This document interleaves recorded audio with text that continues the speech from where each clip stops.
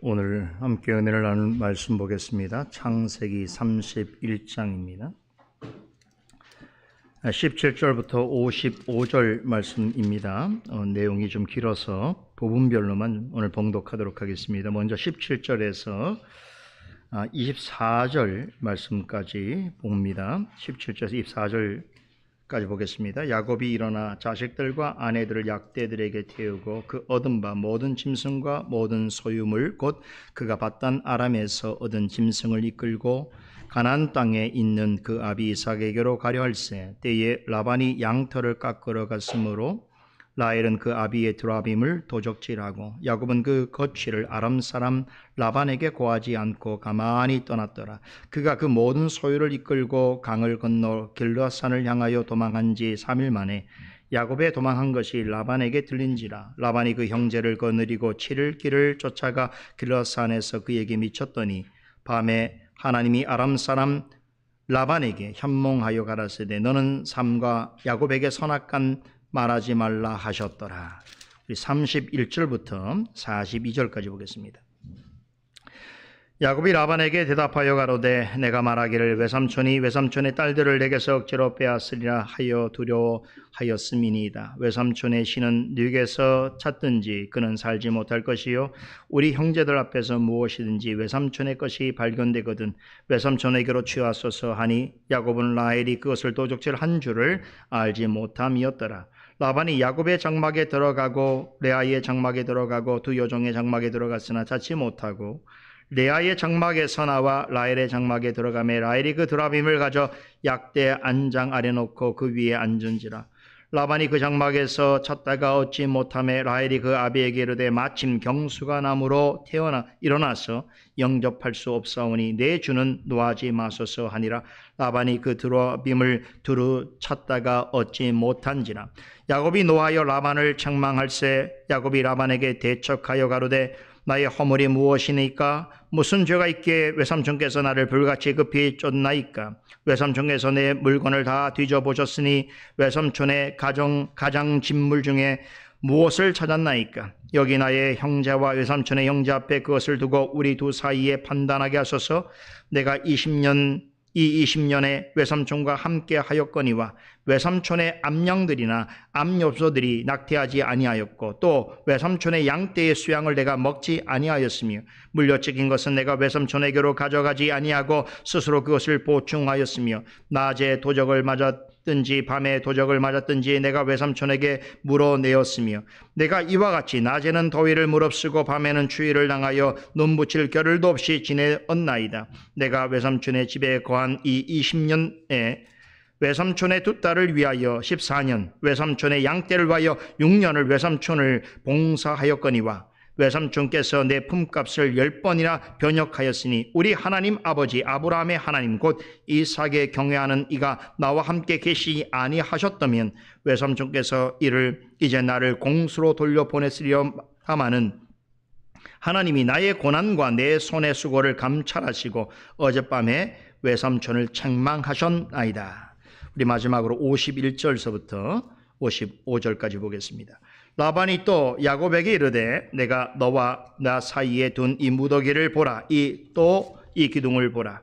이 무더기가 증거가 되고 이 기둥이 증거가 되나니 내가 이 무더기를 넘어 내게로 가서 해하지 않을 것이요 내가 이 무더기 기둥을 넘어 내게로 와서 해하지 않을 것이라. 아브라함의 하나님 나홀의 하나님 그들의 조상의 하나님은 우리 사이에 판단하옵소서 하며 야곱이 그 아비 이삭에 경외하는 이를 가리켜 맹세하고 야곱이 또 산에서 제사를 드리고 형제들을 불러 떡을 먹이니 그들이 떡을 먹고 산에서 격려하고 라반이 아침에 일찍 일어나 손자들과 딸들에게 입 맞추며 그들에게 축복하고 떠나 고향으로 돌아갔더라.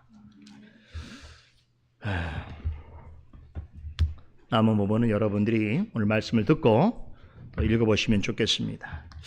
오늘은 창세기 강의 94번째 시간으로 지난주에 이어서 창세기 31장의 남은 내용 전체를 살펴보도록 하겠습니다. 지금까지 창세기 강해를 진행하면서 한 번에 이렇게 긴 본문을 택하여 말씀드리는 것은 처음이 아닐까 싶습니다. 창세기 31장은 야곱의 귀한 소식을 전하고 있습니다. 20년 동안 하란 땅 라반의 집에 머물렀던 야곱은 드디어 약속의 땅, 곧 자신이 떠나왔던 아버지의 집으로 돌아가려 합니다. 야곱은 사랑하는 라헬을 아내로 얻기까지 지난 14년 동안 종살이 하듯 고생을 참 많이 했습니다. 그 후에 6년 동안 라반과 새로운 계약 조건으로 일하면서 지난날 일했던 품삯을 한꺼번에 보상받게 됩니다. 그래서 그는 심히 부유해졌습니다. 야곱이 20년 동안 지낸 하란은 오랜 세월 훈련과 연단의 장소이기도 했습니다만, 다른 한편으로는 하나님의 약속대로 많은 자식과 많은 재물을 얻는 축복의 장소이기도 했습니다.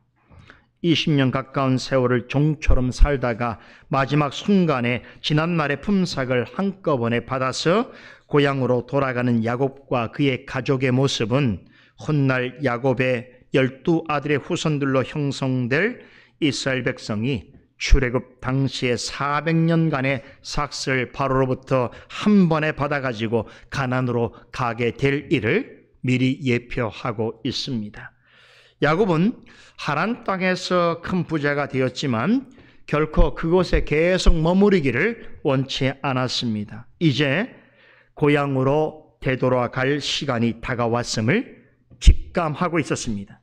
고향으로 돌아가야 한다는 것은 하란에 오기 전부터 하나님께서 그에게 주신 마음의 소원이었습니다. 그래서 몇 해 전에 라헬과 결혼해서 요셉을 낳았을 때에 그때 돌아가려고 했었습니다.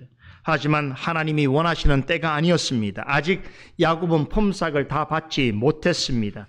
하나님께서는 야곱이 고향으로 돌아가겠다고 밝힌 후에 6년 동안 말씀드린 대로 그에게 놀랄 만큼 큰 부를 얻게 하셨습니다. 그러자 라반과 그의 아들들의 시기와 핍박이 날로 성행해졌습니다. 야곱을 대하는 라반의 안색은 전과 크게 달라졌습니다. 그의 아들들은 그를 노골적으로 비난했습니다. 이러한 급작스러운 상황적인 변화는 야곱으로 하여금 고향으로 돌아갈 생각을 더 굳히게 되는 직접적인 원인으로 작용합니다. 야곱은 라반과 그의 아들들의 비난과 핍박이 갈수록 가중되는 것을 지켜보면서 이제 아버지의 집으로 돌아갈 때가 임박했음을 깨닫습니다. 지금 말씀드린 이 두 가지, 즉 꾸준하게 마음의 소원을 가지게 되는 것이나 삶의 환경이나 외적인 조건이 변화되어져 가는 것은 하나님의 뜻을 어떻게 할 수 있고 그분의 때를 어떻게 확신할 수 있는가라고 하는 이 중요한 물음에 대하여 판단할 수 있는 아주 중요한 기준점이 되고 있습니다. 그런데 하나님의 뜻과 그분의 때를 보다 바르고 정확하게 판단할 수 있는 확실한 것이 있습니다. 그것은 바로 하나님의 말씀을 통해 주시는 깨달음과 확신입니다. 야곱이 아버지의 집으로 돌아가기로 결심한 가장 결정적인 이유는 하나님의 말씀 때문이었습니다. 우리가 지난 주에 살펴봤던 3절에 내 조상의 땅, 내 족속으로 돌아가라는 말씀, 또 13절에 나는 베델의 하나님이라 너는 지금 이곳을 떠나서 내 출생지로 돌아가라고 하신 그 하나님의 말씀에 의지하여 야곱은 고향으로 돌아가기로 결심합니다. 이런 하나님의 계시가 없었다면 돌아갈 생각을 못했거나 가더라도 아주 늦춰졌을 것입니다. 야곱은 말씀이 마음에 임하자 지체 없이 가족과 함께 하란 땅을 떠나 아버지의 집으로 돌아갑니다. 오늘 나눌 내용이 매우 많습니다. 그럼에도 꼭 짚고 넘어가야 할 것이 있습니다. 이러한 야곱의 모습은 우리에게 매우 신앙적이고 실제적인 교훈을 제공하고 있습니다. 우리도 종종 지금 내가 처한 상황에서 하나님의 뜻과 하나님의 때를 어떻게 알 수 있는가라고 하는 물음 앞에 서게 될 때가 많습니다. 그럴 때 야곱의 경우는 매우 좋은 예가 됩니다. 하나님의 약속을 신뢰하는 마음으로 믿음을 가지고 성령께 간구하고 소망 중에 참고 인내하다 보면 반드시 하나님의 응답이 있게 됩니다. 하나님께서 우리를 위하여 그분의 가장 선한 때에 가장 선한 방법으로 응답해 주십니다.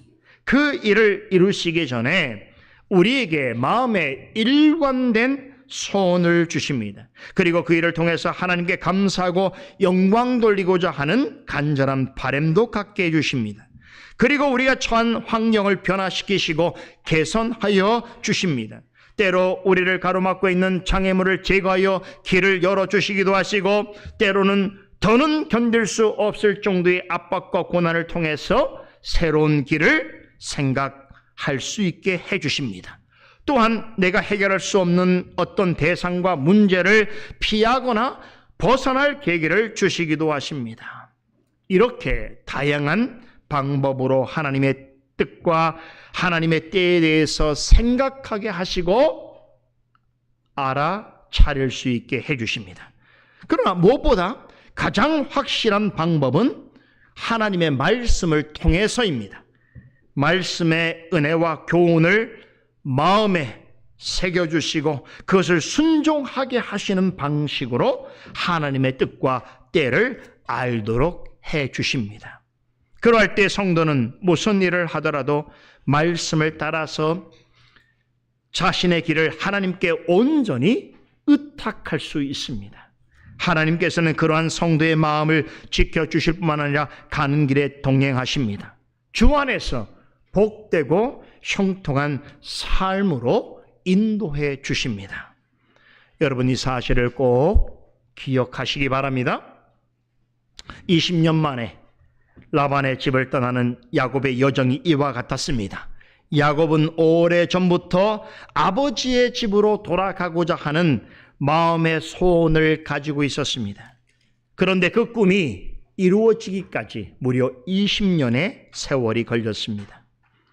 그 긴 시간 동안 야곱은 많은 연단과 시련을 통해서 성장했습니다. 그 과정에서 신앙적으로나 인격적으로 성숙해졌습니다. 그리고 그 모든 연단을 겪고 나니 하나님의 약속하신 축복도 받게 되었습니다. 그런 중에 그곳을 떠나 내 조상의 땅 곧 내 아버지의 집이요 내 출생한 곳으로 돌아가라는 그 전하시는 하나님의 말씀을 듣고 드디어 귀향길에 오르게 됩니다. 야곱의 입장에서는 자신의 마음의 소원과 자신이 처한 환경과 하나님께서 들려주신 말씀까지, 이런 모든 상황이 아버지의 집으로 돌아가는 것이 하나님의 분명한 뜻이라는 것, 그것이 하나님의 때라고 하는 것에 대한 확신을 가지게 되는 요인들로 작용됩니다. 드디어 어느 날 아침 야곱은 자식들과 아내들을 낙타에 태우고 하란에서 얻은 많은 재물과 모든 소유물을 이끌고 약속의 땅을 향하여 출발합니다. 20년 전에 하란에 올 때만 하더라도 그는 혼자였습니다. 하지만 하란을 떠나 고향으로 가는 길에 있어서 그에게는 많은 가족과 소유물들이 동행하게 되었습니다.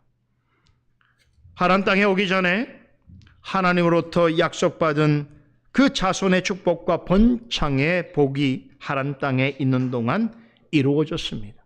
무엇보다도 야곱이 하란으로 도망치는 그 베델 땅에 찾아오신 하나님께서 그에게 내가 너와 함께 있어 내가 어디로 가든지 너를 지키며 너를 이끌어 이 땅으로 돌아오게 할지라, 내가 내게 허락한 것을 다 이루기까지 너를 떠나지 아니하리라 라고 하신 그 말씀이 성취되었습니다. 그때 하나님께서 야곱에게 내가 너를 이끌어 이 땅으로 돌아오게 할 것이라 라고 약속하셨습니다. 모세는 그때 하나님께서 야곱에게 말씀하셨던 이끌어라고 하는 이 말을 이제 야곱이 자식들과 아내들을 또 모든 소유물을 가지고 하란 땅을 떠나게 되는 상황에서도 이 말을 그대로 사용하고 있습니다. 18절에 언급된 이끌고라고 하는 말이 그것입니다. 표현상으로는 야곱이 그들을 이끌어 가고 있는 모양새를 나타내고 있지만 모세가 이 단어를 여기에 사용하고 있는 핵심적인 의도는 이것입니다. 하나님께서 당신의 언약대로 그와 그의 가족을 이끌어 가나안 땅으로 인도하고 계시다라고 하는 것을 전하기 위해서입니다. 26절에 보면 이번에는 라반이 야곱에게 내가 가만히 내 딸들을 이끌고 갔다라고 말합니다. 라반의 눈에는 야곱이 가족을 데리고 고향 땅으로 돌아가는 그 일은 사람의 일로만 보였던 것입니다. 하지만 이 모든 일의 배후에는 오직 하나님을 믿고 따르는 사람에게만 보이는 하나님의 섭리의 손길이 있었습니다. 라반은 그것을 결코 볼 수 없었습니다. 그는 야곱이 강제로 사람들과 소유물들을 챙겨서 야반 도주하듯이 자신 몰래 도망갔다라고 생각했습니다. 여기에 하나님의 간섭하시는 섭리에 대해서는 조금도 생각하지 못했습니다. 야곱이 가족을 이끌고 하란 땅을 떠날 때에 라반은 야곱의 거처에서 사흘길 떨어진 곳에서 자신의 아들들과 함께 양떼의 털을 깎고 있었습니다. 그러기에 따로 인사할 겨를도 없었거니와 그렇게 할 이유도 없었습니다. 라반은 야곱이 떠나는 것을 자신에게 알리지 않았다라고 하는 이유를 내세우며 화를 냈지만 야곱의 입장에서는 정당한 일이었습니다. 하나님으로부터 떠나라고 하는 구체적인 지시를 여러 번 들은 상황에서 말씀을 따르는 것은 지극히 옳은 판단이었습니다. 그것은 라반에게 허락받을 일이 아니었습니다. 만약에 야곱이 미리 라반에게 알렸다고 한다면 어떻게 되었을까요? 라반이 순순히 그를 떠나보냈을까요? 라반과 그의 아들들이 지금까지 보여준 성정으로 볼 때에 그럴 가능성은 거의 없습니다. 여러 가지 일들을 엮어서 방해하고 심지어는 야곱의 가진 것을 약탈하려고 했을 것입니다. 그런 점에서 야곱이 라반에게 알리지 아니하고 떠난 것은 매우 지혜로운 처사입니다. 그런데 그런 중에 라헬은 남편과 함께 아버지의 집을 떠나려 할 때에 아버지의 드라빔을 훔칩니다. 조금 후에 좀 더 자세히 나누겠습니다만 드라빔은 가정의 수호신으로 생각하는 일종의 우상입니다. 라헬은 아버지의 집을 떠나기 전에 아버지가 그토록 애지중지하는 우상을 몰래 훔쳐 달아납니다. 이 일은 야곱을 향한 라반의 분노를 더욱 증폭시킵니다. 급기야 라반은 야곱이 가족을 데리고 하란 땅을 떠난 지 사흘째 되던 날에 그들을 추격하러 나섭니다. 여러분, 옛날에 한참 지났는데 예전에 그 추노라고 하는 드라마 기억나세요? 아주 오래된 이야기인데 조선시대를 배경으로 하고 있는데 그 도망친 노비들을 잡아오는 이야기죠. 그 도망친 노비들을 잡는 사람들을 추노라고 말합니다. 추노꾼들이 도망간 노비들을 샅샅이 뒤져서 그들을 잡아오는 그 박진감 넘치는 사극이었죠.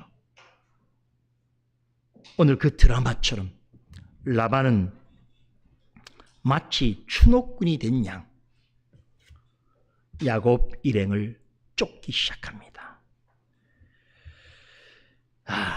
오늘 살펴보게 될 창세기 31장의 전체 남은 내용은 그 드라마보다 훨씬 더 드라마틱합니다. 거기에 매우 감동적인 이야기가 있습니다. 라반은 야곱이 하란을 떠난 지 3일 만에 그 소식을 전해 듣습니다. 그는 즉시 분노에 찬 표정으로 가문에 속한 형제 친척들을 모아 야곱 일행을 뒤쫓기 시작합니다. 아마도 그 중에는 유난히도 야곱을 미워했던 그의 아들들도 포함되어 있었을 것입니다. 추격을 시작한 지 일주일 만에 따라잡습니다. 그때 야곱 일행은 길르앗산 근처에 도착해 있었습니다. 아무래도 많은 사람들을 이끌고 많은 가축을 몰고 가야 했기 때문에 걸음이 늦을 수밖에 없었습니다. 야곱이 하란 땅을 떠난 지 열흘 만에, 라반이 그 뒤를 쫓은 지 일주일 만에 야곱 일행이 머물고 있는 곳에 당도합니다. 야곱 일행은 길르앗산 근처에서 장막을 치고 잠시 쉬고 있었습니다. 라반도 사람들을 시켜 근처에 장막을 치게 합니다. 그런데 그 일이 있기 전 바로 전날 밤, 즉 야곱 일행을 따라잡기 전날 밤에 라반에게 놀라운 일이 일어납니다. 꿈에 너는 삼가 야곱에게 선악간에 말하지 말라라고 하는 하나님의 음성을 듣게 됩니다. 이 일로 인해서 라반의 태도는 한층 누그러집니다. 여러분 나도 알다시피 라반은 매우 탐욕스럽고 교활한 사람입니다. 자신의 이익을 위해서는 무슨 짓이라도 벌릴 사람입니다. 그는 야곱이 하란 땅을 떠났다는 것을 알게 되었을 때에 심히 분노했습니다. 그 소식을 듣자마자 많은 사람들이 이끌고 야곱의 일행을 뒤쫓았다는 것은 무엇을 말합니까?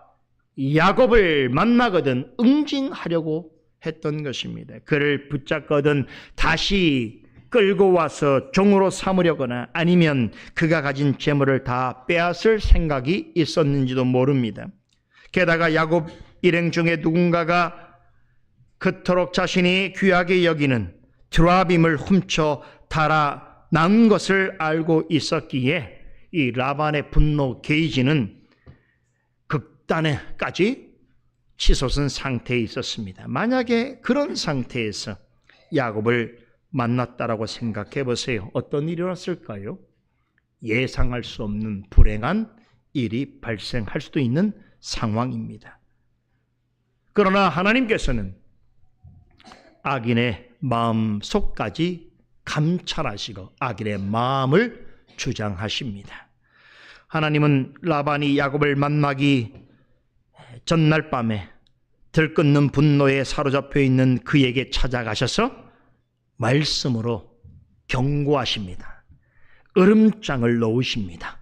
본문 29절에 라반은 야곱에게 너를 해할 만한 능력이 내 손에 있으나 너희 아버지 하나님이 어젯밤에 내게 말씀하시기를 너는 삼가 야곱에게 선악간 말하지 말라라고 지난 밤에 하나님께서 직접 들려주신 그 말씀을 야곱에게 전합니다.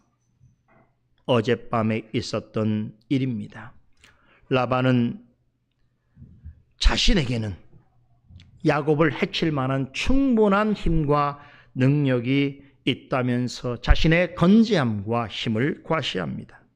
마치 자신이 야곱의 생사를 좌지우지할 수 있는 고난을 가지고 있는 것처럼 허세를 부립니다.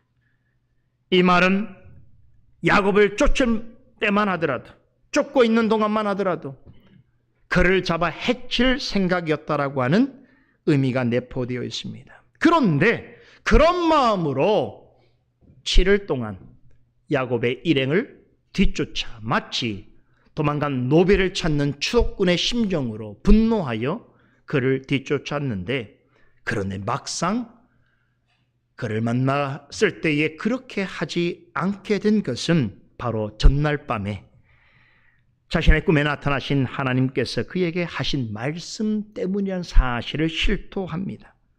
라반은 그날 밤에 너는 삼가 야곱에게 선악간에 말하지 말라고 하는 말씀을 분명히 들었다라고 실토합니다. 선악간에 말하지 말라라고 하는 것은 이런 하나님의 의도가 반영된 말씀입니다.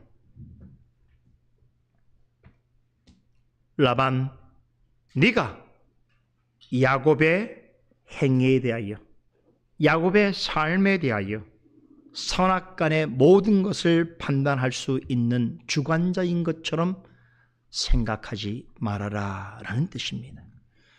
그것은 네가 할 일이 아니라 나의 일이라고 하시는 것입니다. 야곱에 대한 모든 주권과 야곱을 이끄시는 모든 행사는 네가 주관하는 것이 아니라 나의 몫이다 라고 밝히신 것입니다.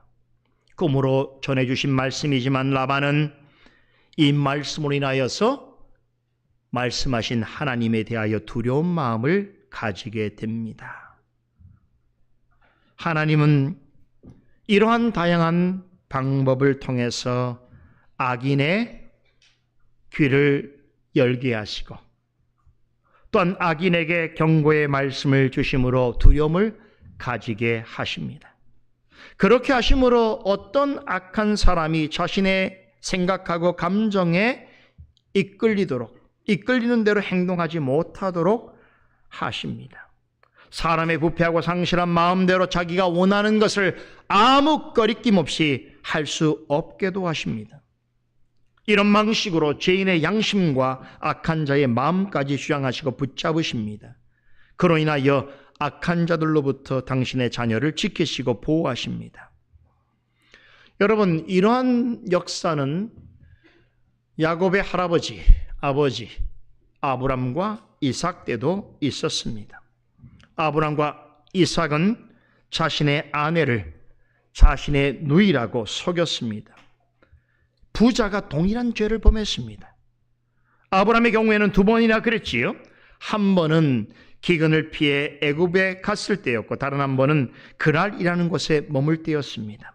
아브람은 각각 다른 이방 왕에게 아내를 자신의 누이라고 속였습니다. 그 일로 인해서 아내를 이방 왕들에게 빼앗길 뻔했습니다. 그때 하나님께서 이방 왕들의 꿈에 나타나셔서 경고하셨습니다. 그렇게 하여 아브람과 사라는 일촉즉발의 위기에서 건짐을 받았습니다. 하나님께서는 아브람과 이삭을 이방 권력자들의 손으로부터 보호해 주셨던 것처럼 라반의 마음을 부드럽게 하시고 그의 분노의 칼끝을 막아주셨습니다. 하나님께서는 이렇게 드러나지 않으면 알 수 없는 은밀한 역사를 통해서 당신의 택한 자녀들을 악한 자들의 손에서 지키시고 보호하여 주십니다. 드러나지 않으면 알 수 없는 일이죠. 성경에 기록된 모든 하나님의 백성들이 하나님으로부터 지킴과 보호함을 받을 때 그 순간은 알지 못했습니다. 어떤 자는 평생 알지 못하고 생을 다했습니다. 그러나 하나님의 진리의 말씀을 통하여 그 사실을 증명해 주실 때만이 그때 그 순간에도 하나님께서 그들과 함께 하셨다라는 것을 우리는 알게 되는 것입니다. 그런 역사가 우리의 삶 가운데도 여전히 동일한 방식으로 전개되어지고 있습니다. 이런 역사로 인해서 야곱이 라반을 다시 대면하게 되었을 때에 이 라반의 마음은 전과 다르게 많이 누그러져 있었습니다.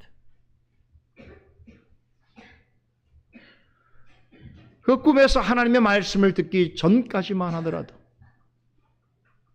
걸리기만 해봐라, 잡히기만 해봐라 라고 하는 심정으로 야곱을 만날 날을 그렇게 학수고대했던 라반이 그 일이 있은 후에 그의 태도는 크게 달라졌습니다. 왜 그랬겠습니까? 야곱이 두려워서입니까? 야곱을 지키시는 하나님에 대하여 두려운 마음을 가졌기 때문입니다. 그 일을 하나님께서 하시는 것이. 그러나 그럼에도 야곱을 만난 상황에서 라반의 마음속에는 그에게 하고 싶은 말이 너무나 많았습니다. 전날 밤에 야곱에게 선악간에 말하지 말라라고 하나님의 명령을 들었음에도 참지 못하고 이제 거친 말들을 쏟아내기 시작합니다. 그 내용이 20절에서 30절, 26절에 30절에 기록되어 있습니다. 제가 현대어 번역으로 여러분에게 이 내용을 읽어드리겠습니다. 라반이 야곱에게 말하였다. 자네가 나를 속이고 나의 딸들을 전쟁포로로 잡아가듯 하니 어찌 이럴 수가 있는가? 어찌하여 자네는 나를 속이고 이렇게 몰래 도망쳐 나오는가? 어찌하여 나에게 아무 말도 하지 않았는가? 자네가 간다고 말하였으면 북과 수금에 맞추어서 노래를 부르며 자네를 기쁘게 떠나 보내지 않았겠는가? 자네는 내가 나의 손자, 손녀들에게 입을 맞출 기회도 주지 않고 딸들과 석별의 정을 나눌 기회도 주지 않았네. 자네가 한 일이 어리석기 짝이 없네. 내가 마음만 먹으면 자네를 얼마든지 해줄 수 있네. 그러나 어젯밤 꿈에 자네 조상의 하나님이 나타나셔서 나에게 경고하기를 좋은 말이든지 나쁜 말이든지 야곱에게 아무 말도 하지 않도록 조심하여라라고 하셨다네. 자네가 아버지의 집이 그리워서 돌아가는 것은 당연하지만 어찌하여 나의 수호 신상을 훔쳤는가? 어떻습니까? 설득력 있게 들립니까? 진심처럼 들립니까? 라반이 쏟아낸 이 말들을 잘 보게 되면 그야말로 거짓과 과장과 허위와 허세가 가득합니다. 몇 가지만 제가 지적해 보겠습니다. 야곱이 자신의 딸들을 칼로 잡은 자처럼 마치 포로처럼 강제로 끌고 갔다는 이 말. 자신에게 미리 알렸더라면 북과 수금에 맞춰서 노래를 부르면서 기쁘게 보내주었을 것이라고 하는 이 말. 인사도 없이 떠난 내 손자들과 딸들에게 입맞춤할 기회도 못 나누고 석별의 정도 나눌 시간도 주지 않아서 매우 섭섭하다는 이 말. 어찌하여 나의 수호신, 그런데 어찌하여 나의 수호신을 훔쳐서 달아 넣느냐고 하면서 야곱을 책망하고 있는 이 라반의 모습은 여러분 어떻게 보입니까? 진실된 자의 말입니까? 한마디로 말하자면 자신의 생각과 행동만 옳다고 주장하는 전형적인 확증 편향적인 사고를 가진 사람의 태도입니다. 여기서 한 가지 주목할 표현이 있습니다. 라반은 야곱을 지칭할 때 계속해서 너라고 말합니다. 나의 사이가 아닙니다. 나의 가족이 아닙니다. 너라고 지칭합니다. 그런데 야곱의 아내들과 자식들은 어떻게 말합니까? 내 딸들과 내 손자들이라고 부릅니다. 왜 이런 말을 할까요? 왜 사이는 너고 사이와 결혼해서 이미 가정을 이루고 있는 그 아내들과 자식들은 왜 나의 소유인 것처럼 말할까요? 라반은 의도적으로 야곱과 그의 아내들과 자녀들을 그 사이를 갈라놓기 위해서 이런 말을 하고 있는 것입니다. 야곱을 따라 나선 그의 아내들과 자식들이 부디 나의 편이 되어주기를 바라는 마음으로 그들을 가리켜 나의 딸들과 나의 손자들이라고 부르면서 야곱과 편을 나누려고 하고 있습니다. 이러면 좀 먹힐 줄 알았는지 이제 와서 느닷없이 편안간 딸과 손자들을 세상에서 가장 사랑하는 아버지와 할아버지인 것처럼 그렇게 보여주고 있는 그의 태도 어떻습니까? 진실이 느껴집니까? 그러나 이런 라반의 행동은 그의 딸들에 의해서 더 웃음거리가 되고 맙니다. 지난주에 살펴봤던 말씀에서 라헬과 레아는 이렇게 말하면서 아버지와의 의절을 선언했었습니다. 우리 창세기 31장 14절에 15절 말씀이었지요. 이제는 이런 뜻입니다. 이제는 우리가 우리 아버지 집에서 얻을 분깃이나 유산이 더 있다고 생각하지 않습니다. 아버지는 우리를 아주 딴 나라 사람처럼 여겼고 우리를 팔았으며 우리의 몫으로 돌아올 것까지 다 빼앗았습니다라고 말했습니다. 이미 라헬과 레아는 아버지와 단절을 선언한 상태입니다. 그런데 이제 와서 마치 없어서는 안 될 그런 나의 사랑하는 딸이요, 나의 사랑하는 손주들인 것처럼 그렇게 말하고 있는 라반의 태도 어떻게 보입니까? 위선과 가식입니다. 그런데 여러분, 그때 라헬이 이렇게 아버지에게 말할 때에 라반은 어떻겠습니까? 그런 말을 듣고도 아무런 반응도 보이지 않았습니다. 그동안 아버지 때문에 마음에 켜켜이 쌓아놓았던 한 맺힌 심정을 어렵게 밝히는 딸들에게 그 흔하디 흔한 미안하다는 말조차, 따뜻한 눈길조차 주지 않았습니다. 그런 아버지예요. 그랬던 자가 지금 와서 갑자기 딸 바보 아버지 행세를 하고 있습니다. 그러니 누가 그의 말을 믿겠습니까? 라반은 딸들이 절규하듯 외친 말의 의미조차 생각하지 못할 정도로 철저하게 자기중심적이고 자기의가 가득한 사람이었습니다. 그리고 모든 일에 있어서 자기만 맞다고, 자기만 옳다고 생각하는 사람이었습니다. 라반이 한 말을 들어보면 자기 잘못은 눈꼽만치도 없습니다. 자기는 다 잘했고 문제는 다 다른 사람이. 이 라반은 이렇게 말하는 중에도 교묘하게 이 문제의 모든 원인과 혐의를 다 야곱에게 뒤집어 씌우려고 합니다. 그를 위해서 내심 그의 아내들과 자식들을 내 편으로 야곱과 대척되는 선에 세우기 위해서 너와 우리라고 하는 표현으로 갈라 놓으려고 하고 있습니다.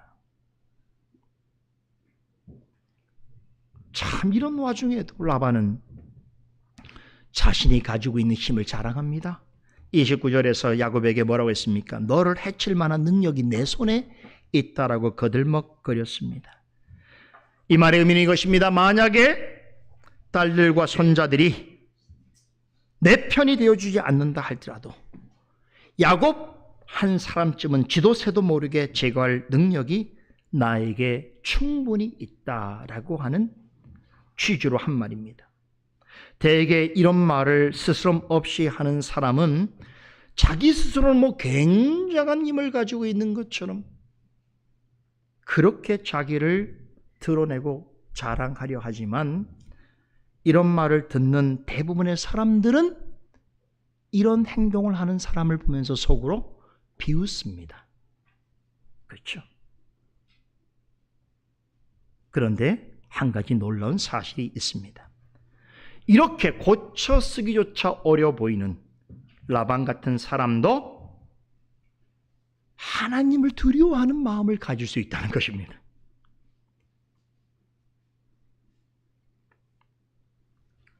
라반은 야곱을 해할 만한 힘과 능력을 충분히 가지고 있다라고 생각하고 있었지만 그것을 사용하지 않은 유일한 이유는 하나님 때문이라고 그는 밝혔습니다.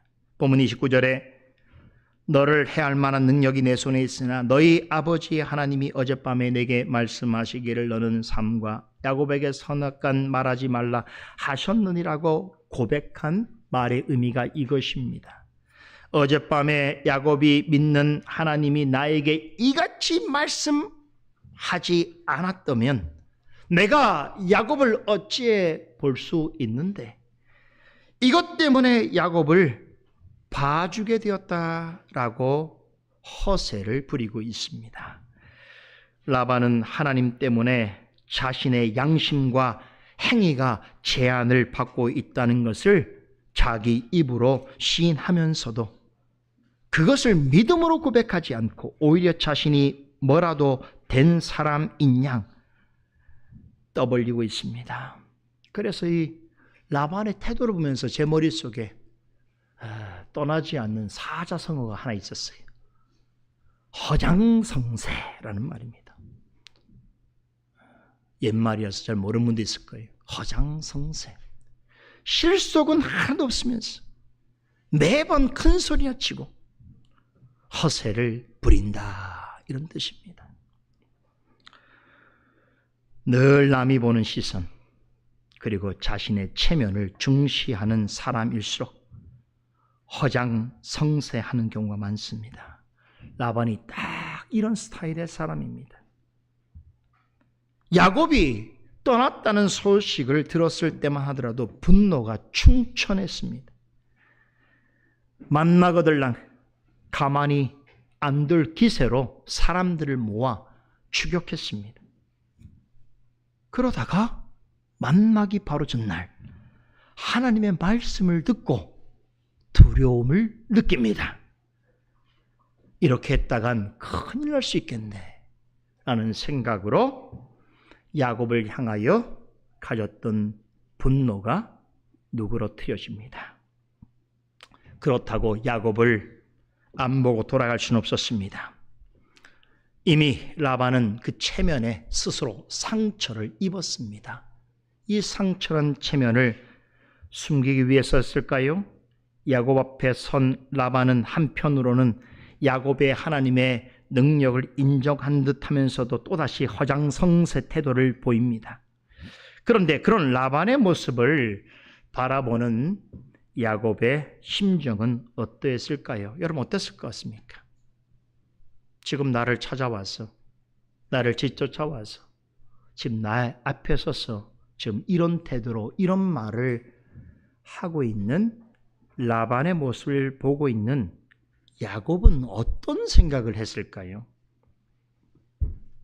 분명 하나님을 생각했을 것입니다. 하나님께 감사한 마음을 가졌을 것입니다. 야곱은 라반의 입을 통해서 그를 만나기 전날 밤에 하나님께서 라반에게 하신 말씀을 전해 들었습니다. 야곱이 몰랐던 이야기죠. 이렇게 나에 관한 일이지만 내가 모르는 일은 숱하게 많습니다. 그 말씀을 나에게 드러내지 않는 이상은 나는 그 하나님의 뜻을 모르고 살 수 있는 것이. 그런데 하나님께서 라반의 입을 통해서 야곱에게 전하는 메시지가 있었습니다. 라반에게 하신 지난날 밤의 이야기를 들을 때에 야곱은 마음에 큰 위로가 되었을 것입니다. 하나님께서 지난날 베델에서 내가 너와 함께 있어 내가 어디로 가든지 너를 지키며 너를 이끌어 이 땅으로 돌아오게 할지라 내가 내게 허락한 것을 다 이루기까지 너를 떠나지 아니하리라고 약속하신 그 말씀을 하나님은 내가 잊어버린 순간에도 기억하셨고 그리고 그 약속을 이루어가고 계시구나. 여러분, 이 깨달음을 더 얻지 않았을까요?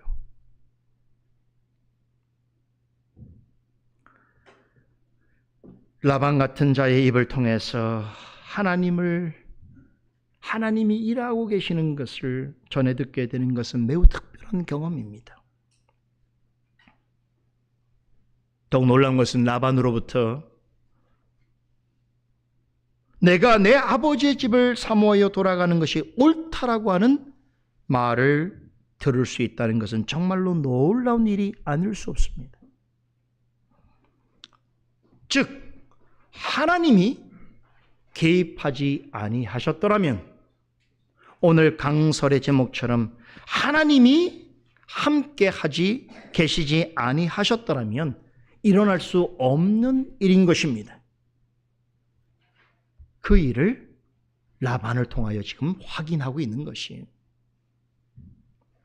다시 라반의 말로 돌아가서 라반이 이렇게 말한 것이 사실이라면 그는 어떻게 했어야 됩니까?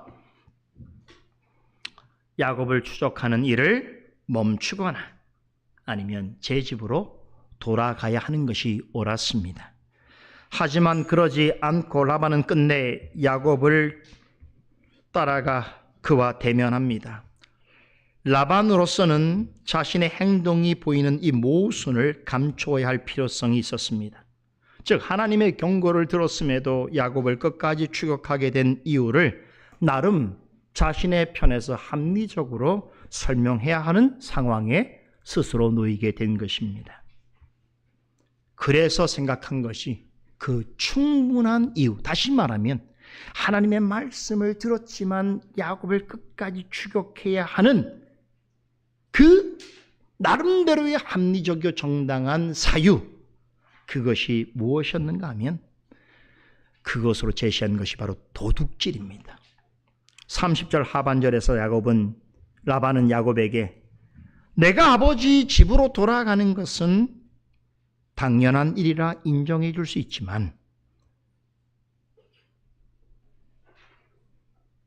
어찌 내 신을 도적질하였느냐라고 따지기 시작합니다.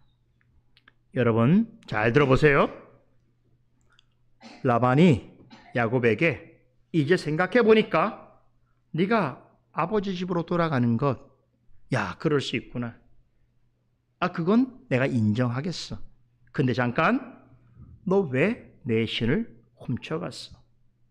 이렇게 말하는 것이에요. 대화의 주도권을 잡으려고 지금 애를 쓰고 있습니다. 근데 라반이 한 말 생각해 보세요. 어찌 내 신을 도적질하였느냐? 여러분 이 말만큼 어리석고 궁색한 말이 어디 있습니까? 신을 잃어버린다는 것도 우스운 일이지만 잃어버릴 수 있는 물건을 가지고 자기 신이라고 주장하는 것이야말로 얼마나 어리석은 일입니까? 통상적으로 사람들이 신을 찾는 이유가 무엇입니까?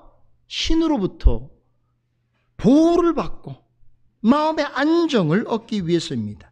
그런데 무슨 일로 신을 잃어버리거나 약탈당해서 도리어 사람이 불안한 심정으로 그 신의 존재에 대하여 염려하고 그 신을 찾고 그 신을 보호해 주어야 한다고 한다면 과연 그것이 진짜 신이겠습니까?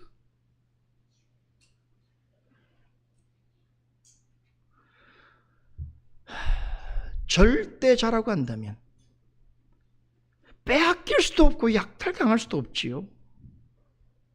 만약에 신이라고 하면서 사람에 의해서 빼앗기거나 약탈당해서 그것을 믿고 의지하는 사람에게 도리어 근심과 불안을 가져다 준다면 참된 신이라고 말할 수 있겠냐는 것이죠. 여러분, 이스라엘 역사를 기억해 보세요. 이방 민족들이 수차례 쳐들어와서 예루살렘의 성전의 기물을 다 훼손하고 도둑질해 갔습니다.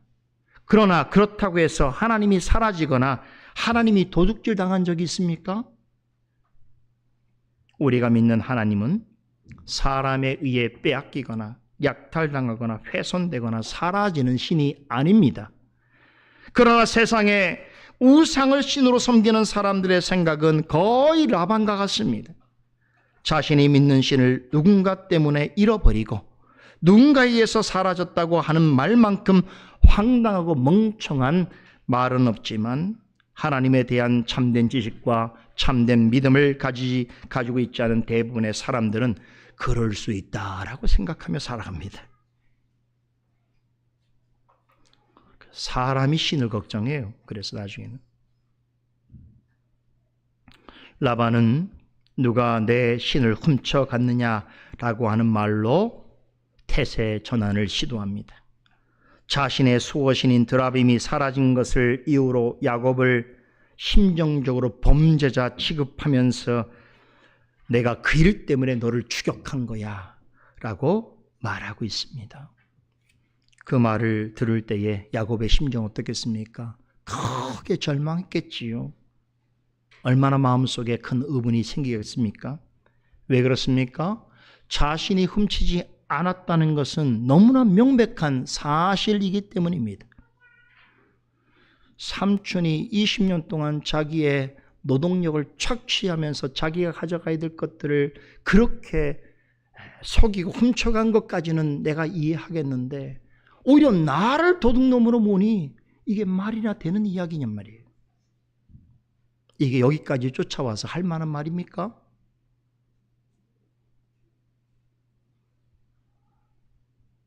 그런데 야곱은 한 가지 모르는 것이 있었습니다. 뭘까요? 라헬이 함께 집을 떠날 때에 아버지의 드라빔을 훔쳤다는 사실을 모르고 있었습니다. 라헬은 그것을 훔쳐서 지금 자신의 장막 안에 숨겨두고 있었습니다. 그 사실을 알 리 없는 야곱은 라반의 태도에 대해서 격정적으로 반응합니다. 만약에 외삼촌의 신을 훔친 사람이 여기 중에 있다면 그를 죽여도 좋다고 답변합니다. 자신의 자백함에 대해서 표현한 것이지만 만약에 라헬이 훔친 것이 발각이라도 된다면 자신은 물론이고 가족 전체가 파국을 맞을 수 있는 절체절명의 위기입니다. 엄청 긴장되지요.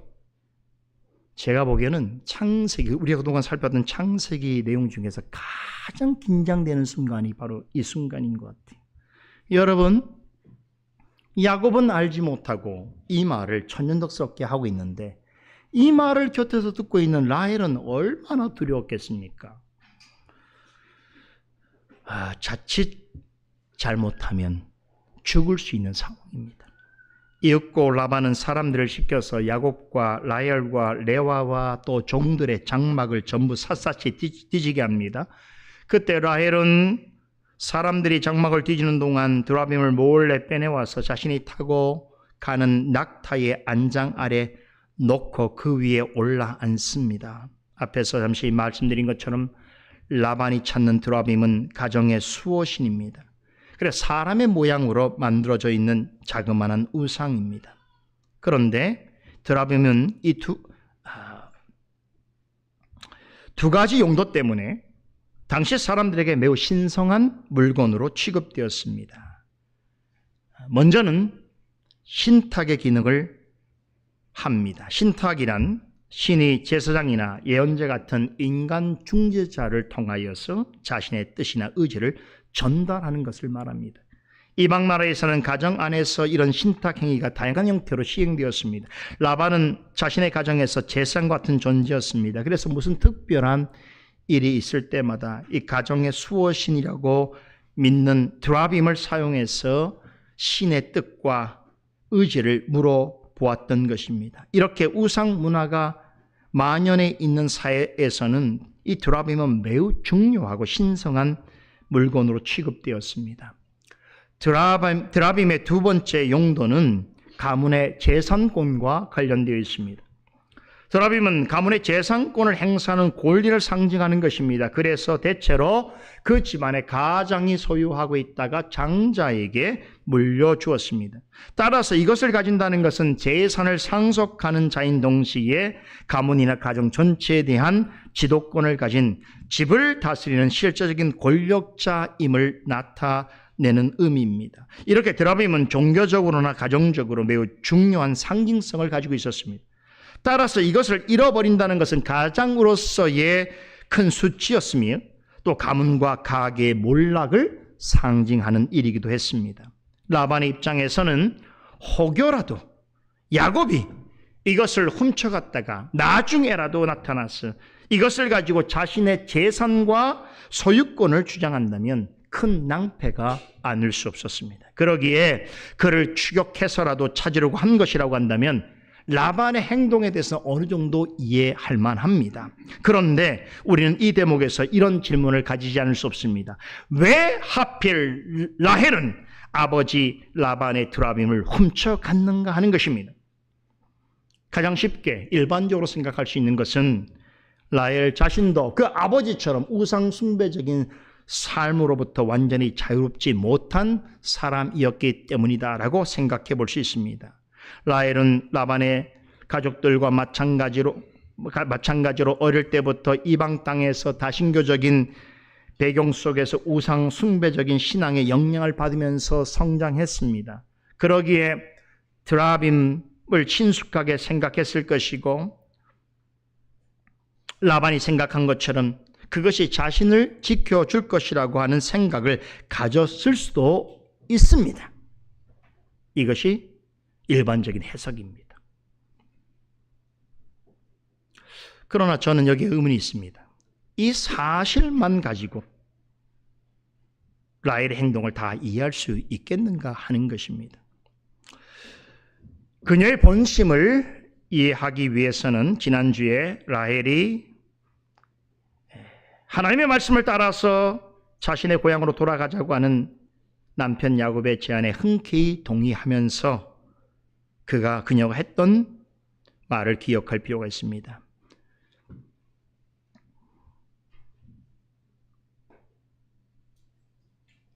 아까 언급했던 말씀인데요.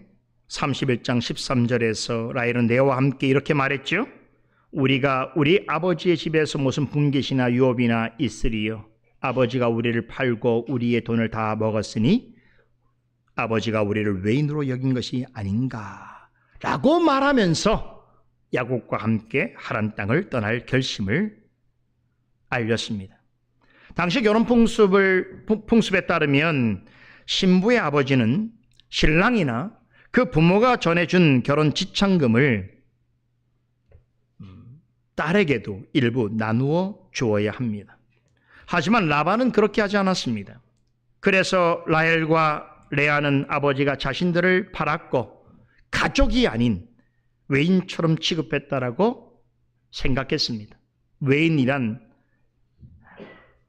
가족이 아니라 남보다 못한 다른 나라 사람처럼 여겼다는 뜻입니다. 그렇게 해서 아버지는 자신들에게 돌아올 목까지 모두 빼앗았습니다. 이러한 일에 대하여 불만을 가지고 있던 라헬은 이제 아버지의 집을 떠날 때에 아버지가 그토록 소중히 여기던 드라빔을 몰래 가지고 갑니다.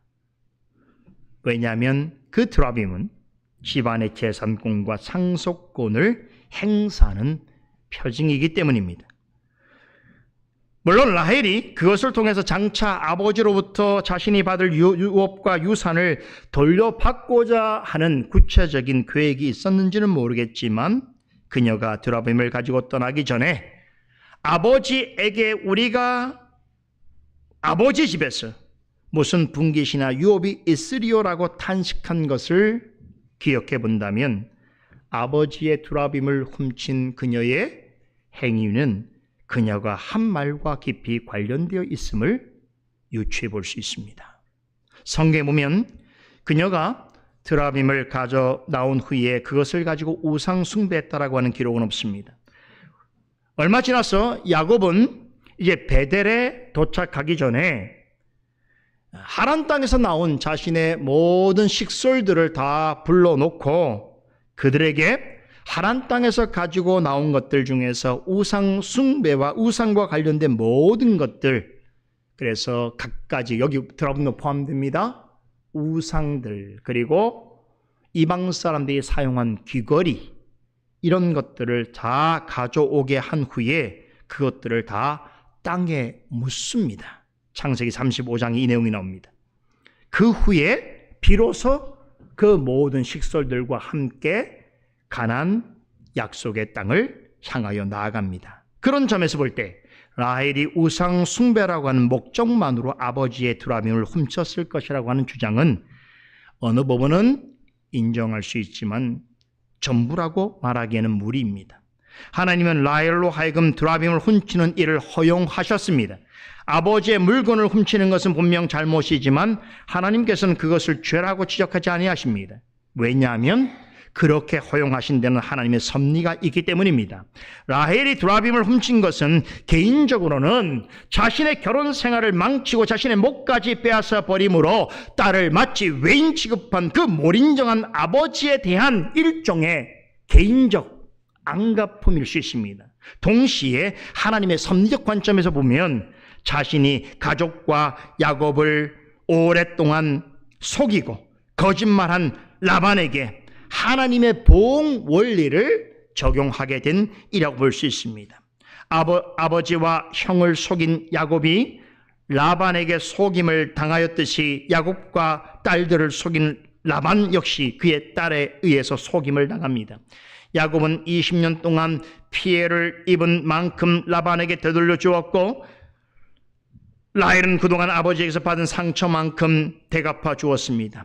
이런 원리를 가리켜서 동해보복법이라고 말합니다. 흔히 말하는 눈에는 눈, 이에는 이라고 불리는 이 원리는 구약시대에 일부 허용되었습니다. 라헬이 드라빔을 훔친 일은 그간 라반이 행한 불의한 일에 대한 하나님의 공의로운 보복이 실현된 측면이 있다, 이 말입니다. 놀라운 일이죠. 그래서 하나님께서는 그녀의 잘못한 행위에도 불구하고 그 일에 대하여 책망하지 아니하십니다. 그 일을 통하여 하나님의 공의로운 보응이 이루어졌기 때문입니다. 라반은 야곱의 가족의 장막을 다 뒤졌지만 드라빔을 찾아내지 못했습니다. 라헬은 기제를 발휘해서 낙타의 안장 아래 숨겨놓고 그것을 깔고 앉아 있었습니다. 라헬은 라반이 그것을 찾는 동안 내내 낙타 위에 있었습니다. 아버지에게는 뭐라고 말했습니까? 때마침 월경 중이라, 생리 중이라 제가 내려서 아버지를 영접하지 못하는 것을 이해해 주시고 노하지 마십시오라고 애둘러 핑계댔습니다. 그 덕에 드라빔은 발견되지 않았습니다. 구약시대에는 여성이 생리할 때에는 부정하다고 생각하여 중요한 모임이나 만남에서는 죄되었습니다. 여러분, 이 점만 보더라도 라헬이 우상 숭배를 위해서 드라빔을 훔쳤다라고 하는 말은 전적으로 옳지 않습니다. 왜 그렇습니까?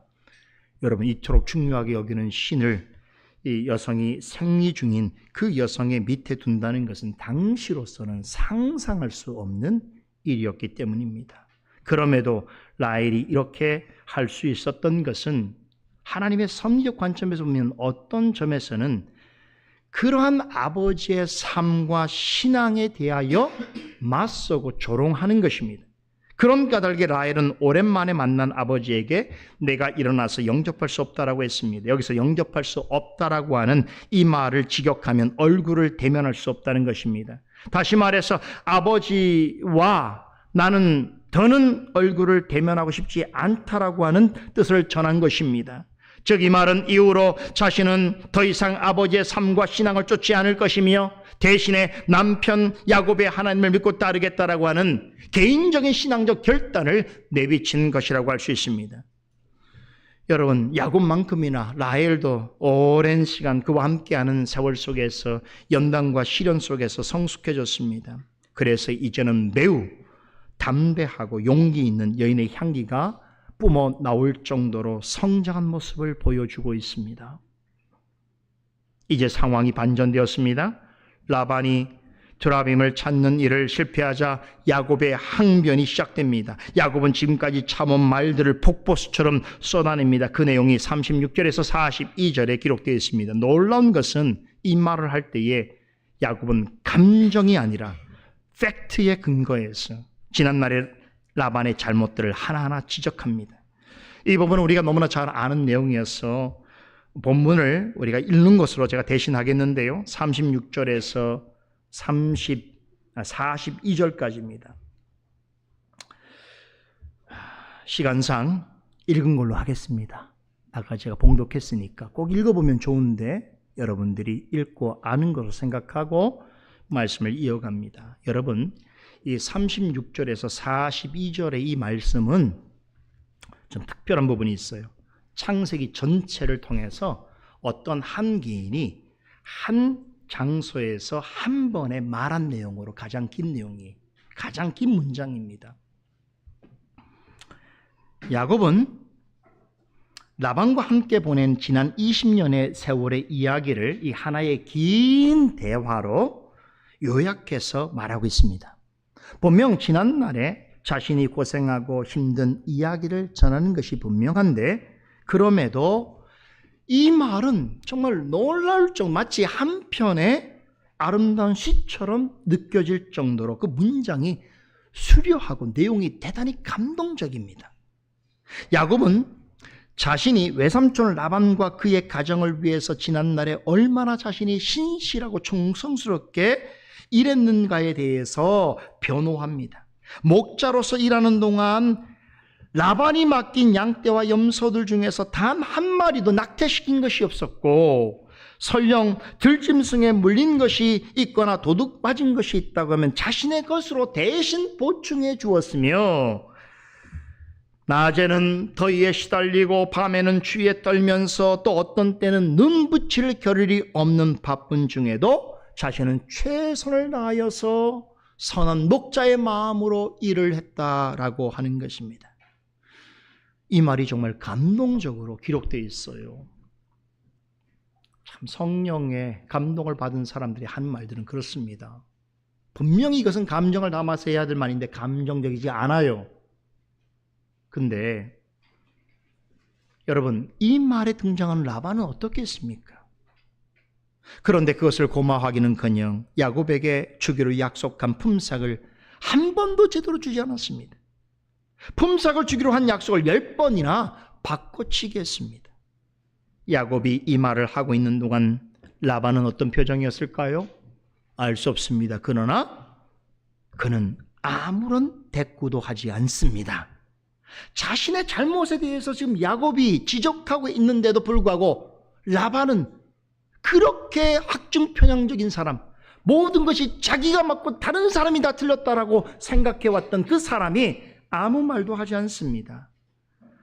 너무나 사실적이고 너무나 감동적인 말이었기 때문에 라반뿐 아니라 그와 함께 이곳까지 달려왔던 그의 형제들과 아들들의 입도 막혀버렸습니다. 야곱의 말이 사실이라는 것을 알고는 아무도 야곱을 향해 뭐라고 하지 못했습니다. 여러분, 그렇다면 야곱의 억울함과 분통함은 누가 알아줄 수 있습니까? 누가 지난 20년 동안 그토록 성실이란 품삯에 대해서 보상해 줄 수 있습니까? 그게 라반입니까? 아니면 그의 형제들입니까? 아니죠. 42절을 보세요. 누가 그런 야곱을 기억하고 있었고 그에게 좋은 것을 갚아주셨습니까? 우리 아버지의 하나님 아브라함의 하나님입니다. 야곱은 자신이 믿고 따르는 하나님을 할아버지 아브라함의 하나님이요 아버지 이삭이 경외하는 하나님 곧 우리 조상의 하나님이라고 부릅니다. 본문에 우리 아버지의 하나님이란 나의 조상들의 하나님이란 뜻입니다. 이 하나님은 어떠하신 분이십니까? 일명 언약의 하나님이십니다. 아브라함과 이삭과 야곱과 함께 언약을 맺으신 하나님, 그 언약을 기억하심으로 그들의 자손에게 복을 주셔서 약속하신 땅으로 인도하시며 그들로 하여금 번성케 하사 복의 근원과 복의 통로가 되게 하시는 하나님이십니다. 야곱은 그러하신 하나님이 나의 하나님이심을 인정하면서 아브라함과 이삭에게 언약을 주시고 그것을 홀로 기억하시고 이루시는 그 언약의 하나님이 나와 함께 계시지 않았더라면 이라는 말을 합니다. 만일 그 언약의 하나님이 나와 함께 하지 않았더라면 지금의 나는 없을 것이다, 이 말이죠. 다시 말해서 아브라함과 이삭과 함께 하신 언약의 하나님께서 지금까지 나와 함께 계셨기 때문에 지금의 내가 있는 것이며, 하나님이 환난 땅에서 오신 가족과 재산과 가축을 데리고 가라고 하신 약속의 땅으로 향해 나아가고 있는 것입니다. 이렇게 고백한 것입니다. 그러니까 야곱의 일생을 한마디로 요약하면 언약의 하나님 곧 아브라함의 하나님, 이삭의 하나님께서 나와 함께 계심으로 내가 있는 것이요 내가 지금 아버지의 집을 향하여 나의 가족과 함께 가고 있는 것이다 고백한 것이죠. 이렇게 36절에서 42절에 기록된 야곱의 말은 단순한 하소연이나 불평이 아닙니다. 20년 동안 하란에서 지내는 동안 숱한 시련과 연단을 겪으면서도 믿음으로 참고 인내하고 하나님 앞에서 하루하루 성실하게 살아가면서 깨닫게 된 귀중한 신앙 고백입니다. 야곱은 거기에 모인 사람들에게 언약의 하나님께서 자신과 함께 계시지 않았더라면 어떻게 되었을지를 묻고 있습니다. 약속의 땅으로 돌아가게 되었더라도 어떻게 됐을까요? 빈손이었을 것이라고 말합니다. 야곱은 이 말을 통해서 매우 지혜롭게 사람들 앞에서 약속대로 풍성하게 채우신 그 언약의 하나님께는 감사와 찬송을 돌리는 한편 자신을 위해서 신실하게 일한 선한 목자에게도 제대로 품삯을 주지 않았던, 그래 약속한 것을 10번이나 어겼던 그 라반의 죄를 사람들 앞에서 폭로하고 있는 것입니다. 한 말에 두 가지 목적이 다 이루어졌어요. 그런데도 라반은 물론이고 그의 형제들과 아들들도 아무 대꾸도 못했습니다. 이것은 무엇을 의미합니까? 지금 야곱이 한 말은 사실이라는 것에 대한 반증입니다. 일의 결국이 이렇게 될 수 있었던 것은 언약의 하나님께서 야곱과 항상 함께 계셨기 때문입니다. 이 사실을 그 자리에 모여있는 모든 사람들이 이제 알게 되었습니다. 인정하게 되었습니다. 감동적인 이야기죠. 도망간 노비를 찾으러 온 것 같은 그 상황 속에서 오히려 그렇게 만난 모든 사람들이 하나님께서 그동안 하신 일을 인정하고 고백할 수밖에 없는 은혜의 자리가 된 것입니다. 라반도 인정할 수밖에 없었습니다. 야곱의 말이 진실로 드러난 이상 더는 자신의 정당함을 주장할 수 없었습니다. 야곱의 말에 반박하거나 그를 정죄할 수는 더더욱 없었습니다. 그렇다고 자신의 과오를 솔직히 인정하거나 야곱에게 지난날의 일을 두고 용서를 구하거나 또 보상해 주고 싶은 그런 마음 또한 없었습니다. 지금 상황에서 라반이 선택할 수 있는 일은 단 한 가지뿐입니다. 그것은 야곱과 조약을 맺는 것이었습니다. 여기서 말하는 조약은 일종의 평화 조약으로 앞으로 서로 사이좋게 지내고 서로 간에 삶의 방식과 영역을 존중하면서 살아가자라고 하는 약속입니다. 이 조약은 라반이 제안하고 야곱이 동의하는 형식으로 진행됩니다. 두 사람은 자기 편에 있는 사람들의 대표자로서 수많은 증인들이 보는 앞에서 엄숙히 조약을 맺습니다. 그리고 조약이 엄숙하게 맺었다는 것을 확증하기 위해서 당시 규례에 따라서 돌을 가져다가 기둥을 세우고 근처에 돌무더기를 쌓음으로 그것을 영구히 기념하기로 합니다. 그리고 평화의 조약이 맺었다고 하는 표시로 다들 함께 떡을 먹고 잔치를 벌이고 함께 제사를 드렸습니다. 자, 그런데 이 과정에서도 라반의 불신앙이 드러납니다. 야곱은 이 언약의 돌무더기를 민족의 언어인 히브리어를 사용해서 증거의 무더기라고 하는 뜻의 갈르엣, 이거를 나중에 망대라고 하는 뜻을 가지고 있는 미스바라고 그렇게 부르게 되었는데, 반면에 라반은 이 돌무더기를 표현할 때 이방 언어인 아람어를 사용해서 여갈사 하두다라고 불렀습니다. 우린 여기서 라반이 가진 민족과 신앙에 대한 정체성을 다시 한번 확인해 볼 수 있습니다. 여러분도 알다시피 라반은 이삭의 아내 리브가의 오빠이자 야곱의 외삼촌입니다. 그는 메소포타미아 지역의 하란 출신입니다. 훗날 그는 한 이방 민족의 조상이 됩니다. 바로 그 민족이 아람 족속입니다. 모세는 이 사실을 지나간 본문 20절에 밝히고 있습니다. 라반을 소개할 때에 뭐라고 말합니까? 그냥 라반이 아니고 아람 사람 라반이라고 합니다. 라반은 입으로는 여호와 하나님의 이름을 언급하고 그 하나님의 이름으로 야곱과 조약을 맺습니다. 하지만 그는 하나님을 진심으로 섬기는 사람이 아니었습니다. 겉으로는 하나님을 말하고 하나님의 능력과 역사를 인정하는 것처럼 보이지만 실제로는 철저하게 세속적이고 탐욕스러우며 다신교적인 신앙을 가진 동방 땅의 사람입니다. 즉 하나님을 알지 못하는 이방 나라 사람인 것이지요. 이 사실을 모세는 놓치지 않고 오늘 본문에도 두 차례나 라반을 소개할 때 아람 사람이라고 명명합니다. 이 사실을 라반은 본문 29절에 스스로 이렇게 드러냅니다. 야곱에게 너를 해할 만한 능력이 내 손에 있으나 너희 아버지의 하나님이 이렇게 나에게 말씀하셨다라고 전하지요. 야곱의 하나님을 뭐라고 말합니까? 너희 아버지의 하나님. 다시 말하면 자신과 자신의 가문과는 상관없는 신이다라고 하는 의미를 내포하고 있습니다. 이어지는 30절에서 그는 잃어버린 드라빔을 언급하면서 뭐라고 말했습니까? 어찌 내 신, 나의 신을 도적질하였느냐라고 말했습니다. 여러분, 야곱의 하나님과 자신이 믿는 신과 대립해서 말하고 있는 것입니다. 다시 말해서 그는 야곱의 하나님을 전혀 믿지 않는 사람인 것이지요.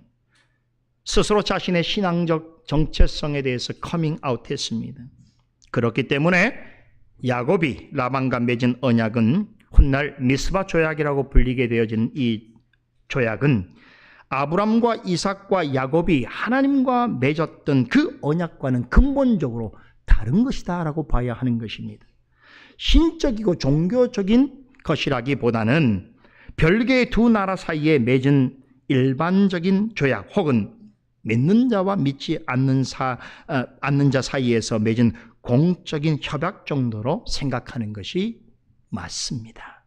라반은 야곱을 보면서 더는 자신의 일꾼으로 부릴 그런 사람이 아니라는 것을 깨닫습니다.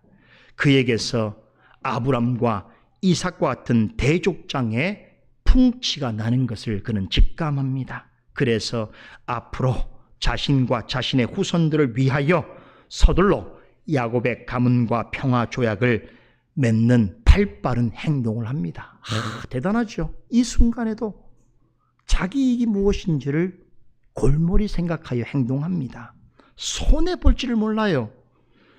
그리고는 본문 55절에 보면 조약을 맺은 다음 날 일찍 일어나서 자신의 손자들과 딸들에게 입을 맞추고 그들에게 축복하고 길을 떠나 자기 고향으로 돌아갑니다. 지난날 어저께 맺은 평화의 조약이 효과를 곧 발휘하고 있다는 것을 말해주고 있습니다. 그런데 라반의 딸들과 손자들은 야곱의 가문에 기속되어서 하나님의 택함받은 자녀로 살아가게 되는 대신에 라반은 어떻게 됩니까? 돌이켜서 이방 신에게로 돌아갑니다. 다시 하나님이 없는 세상과 우상 숭배자의 삶으로 돌아가는 모습을 끝으로 창세기 31장의 이 드라마틱한 이야기는 막을 내립니다. 이것으로 라반은 끝장납니다. 이후로 성경 그 어디에도 라반이 하는 말은 등장하지 않습니다. 라반은 종교와 세상을 자유롭게 넘나드는 철저하게 이방적이고 세속적인 사람을 대표합니다. 마지막으로 여러분 질문 하나 할게요. 라반의 이름 뜻이 뭔지 아세요? 라반. 웃지 마세요. 희다. 깨끗하다. 이게 라반이라는 이름 뜻입니다. 라반은 자신의 이름 뜻과 완전히 다른 삶을 살았습니다. 겉만 번지를 할 뿐 속은 검은 사람이었습니다. 그런데 세상 사람들은 그런 라반의 인생을 흠모합니다. 라반이 간 길을 더 따르려고 합니다. 반면에 야곱의 길은 좋아하지 않습니다. 야곱의 하나님은 더더욱 가까이 하려 하지 않습니다. 야곱처럼 하나님의 집으로 돌아가기를 바라지 않고 라반처럼 세상에서 자기 멋대로 자기가 원하는 삶을 살고 싶어 합니다. 오늘 이 강서를 들은 여러분은 누구의 길로 가야 하겠습니까? 기도하겠습니다. 거룩하신 하나님, 오늘도 야곱의 일생을 통해서 우리에게 주시는 영적인 교훈이 크고 값진 줄 압니다. 마음에 잘 듣고 새기고 이해하여서 야곱을 통하여 드러내신 그 하나님을 우리도 한 마음으로 찬송하고 영광 돌리며 그 하나님 인도하시는 길을 믿음으로 따라가는 우리 모두가 되게 하여 주시옵소서. 예수 그리스도 이름으로 기도드리옵나이다.